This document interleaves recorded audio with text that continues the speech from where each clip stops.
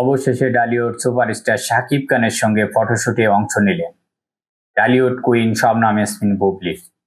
এবার তেমন একটি আলোচনায় উঠে এসেছে সোশ্যাল মিডিয়ায়, যার বিস্তারিত জানতে আমার চ্যানেলটি সাবস্ক্রাইব করে ভিডিওটি না টেনে শুরু থেকে শেষ পর্যন্ত দেখুন এবং সঙ্গে থাকুন।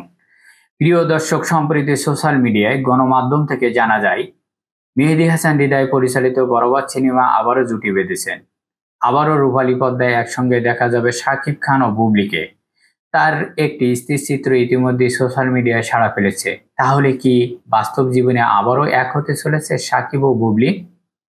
আবারও কেউ কেউ বলেছেন অতীতের সকল জল্পনা কল্পনা অবসান ঘটিয়ে একে অপরের সঙ্গে মিলে গেছেন।